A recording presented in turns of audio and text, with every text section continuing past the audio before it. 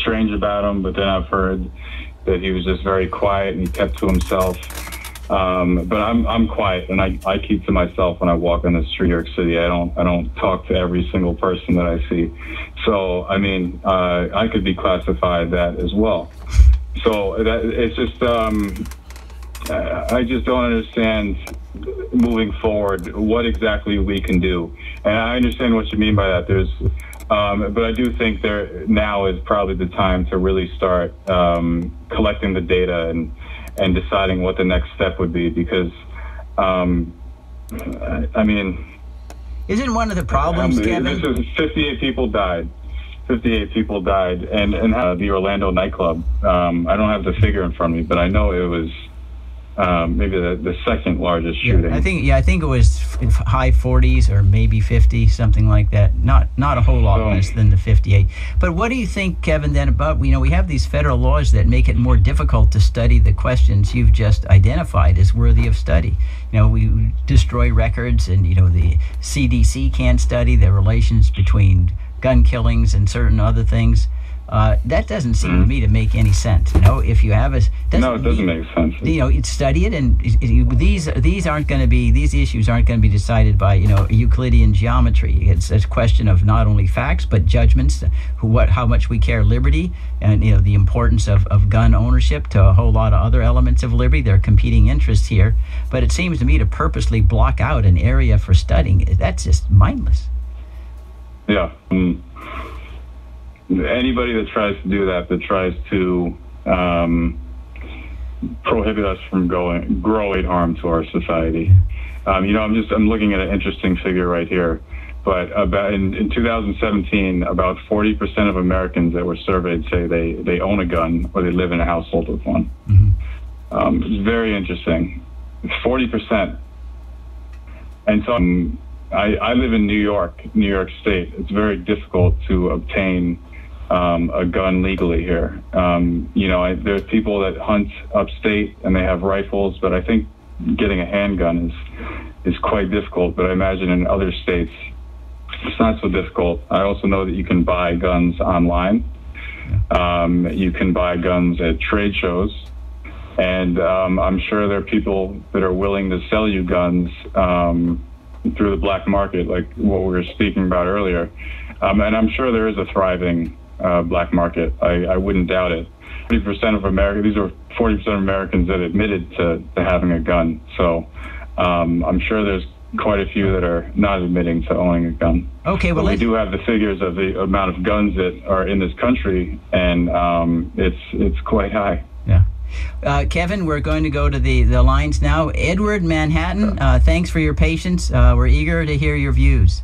Hi, good evening. I'm glad to be able to call, and thanks for taking my call. I'm really glad that you're taking calls and you don't shout down the callers like some other people do, because this way it allows people to actually be perfectly honest.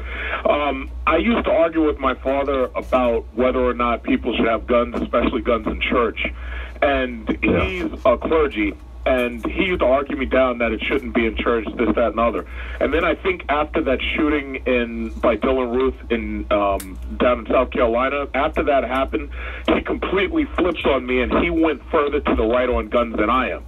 He went out... Like private citizens having guns in church, or having a police uniform, outside the church? Civilian being able to have a concealed carry in a church. Mm-hmm. A lot of people didn't want Dylan Roof shooting, change that. So he went out, got himself a shotgun, got himself 2 revolvers, and went further to the right on guns than me. And I had him purchase a Kimber 45 for me, basically, and an AR-15 was at the top of my list. And the reason why is because I really believe if people were honest, they would say that when they shop for guns, they shop based on scenarios that they've basically considered. If you had a home invasion, you'd want to have the most bullets you could possibly have in case there were multiple people who invaded your house. And we've seen situations like that, like the one in Connecticut, where they went in, they raped this doctor, they raped his family, they burned down the house. And the thing about it is, a shotgun like the one we have only holds 4 rounds. The AR-15 holds 30 rounds. With this bump fire gun, the bump fire is like, I knew that this day was coming because you know that the bump fire basically allows the gun to simulate auto fire. Wait, so let me ask you a question. How easy is it for you to buy a bump stock right now? Well, I'll tell you like this. Here in New York, or your father. First of all, the more you understand the guns, then it makes it easier to have these conversations. New York State and California have basically taken away the ability for you to have a pistol grip on your AR-15, and they took away the ability for you to have 30 rounds. If you have a large magazine, they force it so that you can't simply take out one magazine and put in another magazine. They make it so you have to force the bullets down into it, and it becomes such a difficult arming and shooting mechanism until nobody would want it. And those don't sell well because the AR-15 that you see that they use on television, or the AK-47s you see, even though they're semi-automatic, the police are terrified of them because you can go through 30 rounds, drop a clip, put another clip in, and you got another 30 rounds. And those bullets will go through police vests, and that's the reason why they're doing their best to get rid of them. Now, with that bump fire stock, shooting that is nowhere near as accurate as firing a full auto rifle. The problem is this guy was a quarter mile away shooting down on the target. They had no idea that this guy was shooting at them, and they were such a densely populated crowd that it didn't matter what kind of gun he had. He was going to hit something. Ray Charles, he would have hit something. Like shotgun spray, you know? It's just the way that he was shooting. The more inaccurate that gun was, the more likely it would be that he would hit somebody. Now, as far as the bump fire, you say, how easy is it for me to get one? Well, first of all, in New York State, buying an AR-15 is, I can get one, but the problem is it's not the AR-15 you see with the 30 rounds and the easy reloads. It's not like that. You have to bolt action it damn near, or you have to pump it between every single shot. Now, if I move to Pennsylvania, just crossing 90 miles worth of driving, I'm allowed to have an AR-15. As you notice, they had this silencer bill that suddenly got into the news. One thing you have to understand is if you go to some of these states, people are shooting out of their backyards. And silencers used by legal citizens who are not breaking the law can be used to allow those people to shoot wild rats and wild varmints and this, that, and the other out their back. Yeah, no, I don't think the silencer issue should be caught up in this whole, just because you know what? It's to protect people's hearing, and that's really the First Amendment. Now, I'm a gun owner, so you know I'm not, but the silencers and bump stocks, the reality of the situation is those are accessories. Those are not firearms themselves. They've already made it illegal for you to put a bayonet on your gun. It's illegal for you to put a grenade launcher on your gun because those are considered destructive weapons, and a bayonet makes it a weapon of war rather than just a long rifle. Honestly, as much as I would love to have a silencer and a bump fire stock simply because they won't allow me to have a fully auto AR-15, I could go around the law and have that by the loopholes in the law, and I could have my weapon of war, or, you know, Karen Hunter calls them toys, and she says we need to grow up.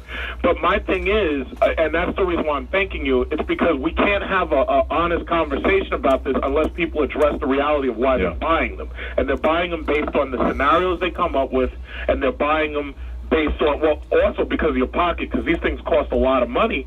The government can't simply make them illegal and make us turn them in because it's also in the Constitution as well. So well, there's always a Constitution, but think about it like this: 3,000 people were killed on September 11th. Not a single gun was used.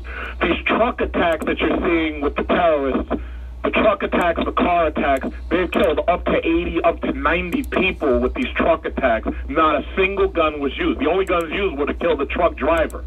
So the simple fact is that we have to accept that there is no simple solution.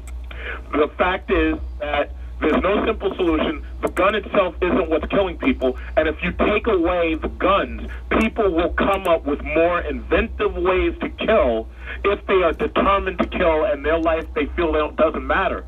And when they do it, it'll be so sophisticated until not only won't you see it coming, but it'll kill more people. 9/11 and the truck attacks are the absolute perfect example.